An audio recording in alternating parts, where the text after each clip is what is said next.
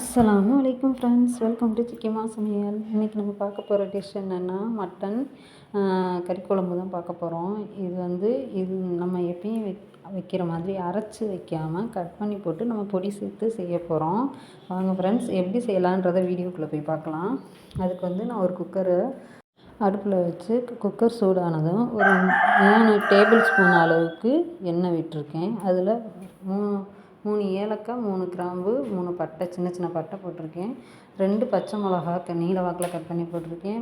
4 medium size பல்லாரி வெங்காயம் பொடிசாக cut பண்ணி சேர்த்துருக்கேன். இது கொஞ்சம் நல்லா கண்ணாடி பதத்தை விட கொஞ்சம் அதிகமாக வதக்கணும். வதக்குனதுக்கப்புறம் இப்போ 3 கொத்து கருவேப்பிலை நம்ம சேர்த்து வதக்கிக்கலாம். நான் 2 கொத்து கருவேப்பிலை சேர்த்துக்கிறேன். ஒன்றா வதங்குறதுக்கு முன்னாடியே நம்ம பச்சை மிளகாயோட வெங்காயத்தோடையே சேர்த்துருக்கணும். லேட் ஆயிடுச்சு. இப்போ கருவேப்பிலையும் சேர்த்து நல்லா இந்த பதம் வந்ததுக்கப்புறம் நம்ம கண்ணாடி பதத்தை விட கொஞ்சம் அதிகமாக வதங்கினதுக்கப்புறம் நம்ம 2 ஸ்பூன் மிளகாத்தூள், தனி மிளகாத்தூள் போட்டுக்கலாம். போட்டு அதை ஒரு கிண்டிட்டு நம்ம ஒரு 10 செகண்ட் இல்லை ஒரு 20 செகண்ட் மட்டும் நம்ம இப்படி கிண்டிக்கலாம். கிண்டிட்டு 2 ஸ்பூன் அளவுக்கு இஞ்சி பூண்டு பேஸ்ட்டு போட்டுக்கலாம். போட்டுட்டு நல்லா பச்சை ஸ்மெல் போகிற வரைக்கும் அதையும் நல்லா வதக்கி விட்டுக்கலாம். ஒரு 2 நிமிஷத்துலேருந்து 3 நிமிஷம் வரைக்கும் நம்ம நல்லா வதக்கி விட்டுக்கலாம். வதக்கி விட்டுட்டு இப்போ அதே மீடியம் சைஸு தக்காளி 4 தக்காளி கட் பண்ணி அதையும் சேர்த்துருக்கேன். அதையும் நல்லா வதக்கி விட்டுக்கலாம்.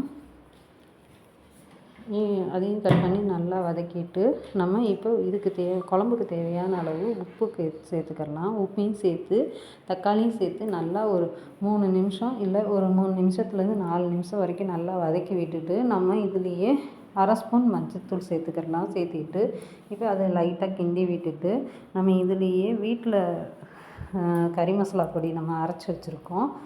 அந்த கறி மசாலா பொடியை 2 ஸ்பூன் சேர்த்துக்கலாம். நீங்கள் எந்த கறி மசாலா பொடி வேணாலும் சேர்த்துக்கலாம். இதுக்கு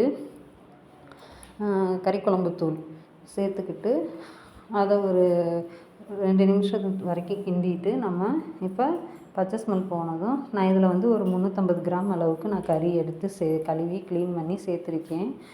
கொஞ்சம் கொழுப்பு கறியாகவே வாங்கிக்கோங்க, நல்லாயிருக்கும். ஆனால் கொழுப்பு போடுறதா இருந்தால் நீங்கள் எண்ணெய் கம்மியாக ஊற்றிக்கோங்க. நான் இப்போ இது கம்மி தான், இதில் இருந்த கொழுப்பில் இருந்தே கொஞ்சம் எண்ணெய் வந்துச்சு. இப்போ இது ஒரு 2 நிமிஷத்துலேருந்து 4 நிமிஷம் வரைக்கும் நல்லா வதங்கிடுச்சு. வதங்கினதுக்கப்புறம் நான் ஒரு செம்பு அளவுக்கு அது ஒரு 700 ml இருக்கும், அந்த அளவுக்கு தண்ணி ஊற்றிட்டு நல்லா கிண்டி விட்டுட்டு இப்போ இதுலேயே நம்ம 2 ஸ்பூன்லேருந்து 2.5 ஸ்பூன் வரைக்கும் நான் மல்லித்தூள் சேர்த்துக்கிறேன். இது நல்லா அந்த தக்காளி வச்சுருந்த கிண்ணத்தையும் நான் சேர்த்துக்கிட்டேன், கழுவி விட்டு சேர்த்துக்கிட்டேன். ஒரு 1/2 டம்ளர் அளவுக்கு, மொத்தம் ஒரு 800 ml அளவுக்கு இருக்கும் தண்ணி. இப்போ இதில் 2.5 ஸ்பூன் அளவுக்கு மல்லித்தூள் சேர்த்துக்கிட்டேன். மல்லித்தூள் சேர்த்துட்டு இப்போ இதை நல்லா கலந்து விட்டுறலாம். இப்போ இது நல்லா கொதி வரட்டும். கொதி வந்ததும் நம்ம மீடியம் சைஸ் உருளைக்கிழங்கு 2 உருளைக்கிழங்கு கட் பண்ணலாம். தோல் சீவிட்டு கழுவிட்டு 8 பீஸாக போட்டு நான் இப்போ இதுலேயே அதையும் சேர்த்துட்டு கலந்து விட்டுட்டு நல்லா கொதி வந்ததும் குக்கர் மூடி போட்டு நம்ம இப்போ இது ஒரு 4 விசில்லேருந்து 5 விசில் வரைக்கும் வச்சுக்கலாம். நம்ம திரும்பவும் இறக்கி தேங்காய் ஊற்றி திரும்பவும் ஒரு 2 விசில் வைப்போம். அதனால் 4 விசில் வச்சுக்கிறேன். இப்போ நல்லா 4 விசில் அடித்து முடிஞ்சிருச்சு. கறி 3/4 பதம் தான் வெந்திருக்கு. இப்போ நம்ம தேங்காய் ஊற்றி ஒரு 2 விசில் வச்சோம்னா கரெக்டாக வந்துடும். முன்னாடியே தேங்காய் ஊற்றினோம்னா குழம்பு ரொம்ப கடுத்து போன மாதிரி ஆயிரும். இப்போ இது 70% தான் வெந்திருக்கு. இப்போ நம்ம தேங்காய் ஒரு 4 ஸ்பூன் தேங்காவும் திருவண்ண தேங்காவும் ஒரு 2 ஸ்பூன் அளவுக்கு கசகசாவும் சேர்த்து நான் மிக்சியில் நல்லா மைய அரைச்சிட்டேன். இப்போ அந்த கிண்ணத்தையும் கழுவி ஒரு 3/4 டம்ளர் அளவுக்கு தண்ணி சேர்த்துக்கிறேன். தண்ணி சேர்த்துட்டு இப்போ உப்பு, புளிப்பு, காரம் எல்லாம் எப்படி இருக்குன்றதை, அதாவது உப்பும் காரமும் எப்படி இருக்குன்றதை பார்த்துக்கலாம். தக்காளி நம்ம சேர்த்த தக்காளியே கரெக்டாக இருக்கும் குழம்புக்கு. புளிக்கிற தக்காளியாக இருந்தால் நீங்கள் கொஞ்சம் கம்மியாக சேர்த்துக்கோங்க. இப்போ தண்ணி குழம்பு ரொம்ப கெட்டியாக இருக்குது, அதனால் எக்ஸ்ட்ரா ஒரு டம்ளர் அளவுக்கு நான் தண்ணி சேர்த்துட்டு இப்போ நான் இதில் இன்னும் ஒரு 2 விசில் வச்சு இறக்கிக்கிறேன். இப்போ விசில் அடிச்சிருச்சு. இப்போ நம்ம திறந்து பார்க்கலாம். குழம்பு எவ்வளோ கலர்ஃபுல்லாக இருக்குது பாருங்கள் ஃப்ரெண்ட்ஸ். கலர்ஃபுல்லாக மட்டும் இல்லை, டேஸ்ட்டும் செம்மையாக இருக்கும்.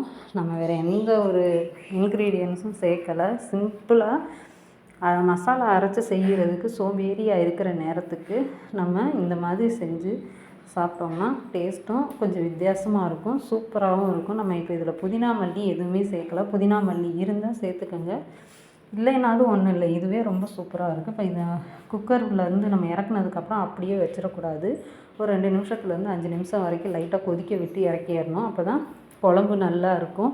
இல்லைன்னா குழம்பு தனியாக மசாலா தனியாக எப்பயுமே குக்கரில் வச்ச குழம்பு தனித்தனியாக நிற்கிற மாதிரி இருக்கும். ஒரு 5 நிமிஷம் மட்டும் நீங்கள் அடுப்பை பற்ற வச்சு கொதிக்க விட்டு அடுப்பை ஆஃப் பண்ணிடுங்க. இப்போ சூப்பரான டேஸ்ட்டான சுவையான கறி குழம்பு ரெடி ஆகிருச்சு. மட்டன் கறி குழம்பு.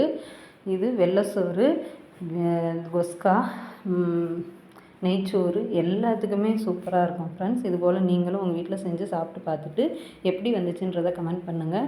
நம்ம வீடியோ பிடிச்சிருந்துச்சுன்னா லைக் பண்ணுங்கள், ஷேர் பண்ணுங்கள், கமெண்ட் பண்ணுங்கள். ரொம்ப பிடிச்சிருந்துச்சுன்னா சப்ஸ்கிரைப் பண்ணி வச்சுக்கோங்க. பக்கத்தில் இருக்கிற பெல் பட்டனை கிளிக் பண்ணி வச்சுக்கோங்க. நம்ம வீடியோ பார்த்ததுக்கு தேங்க்யூ.